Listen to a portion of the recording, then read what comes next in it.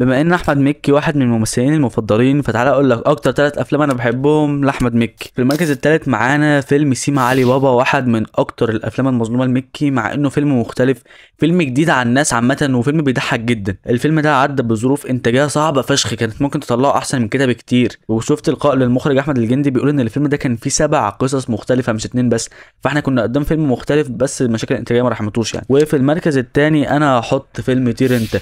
الفيلم ده صعب فشخ في التحضير ليه عامه، وكمان صعب على احمد مكي. الراجل عمل بتاع 8 9 شخصيات في الفيلم، واحد خليجي وواحد صعيدي وواحد غريب ايا كان يعني، بس الفيلم بيضحك جدا.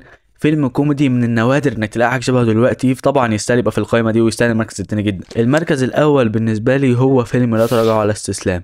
الفيلم ده جوهرة كوميدية الزمن هيقدرها سنين كمان قدام. بجد يا جدعان كوميديا الفيلم ده أسطورية. أنا الفيلم ده بيموتني ضحك. من أذكى الحاجات في الفيلم ده إن هو اعتمد على التضاد، بالذات التضاد اللي ما بين حزلقوم وسراج مهمة، اللي خلق ضحك مش طبيعي. اكتب لي تحت في الكومنتات ايه أكتر 3 أفلام أنت بتحبهم لأحمد مكي، ومتنساش اللايك والفولو والشير، وبس كده.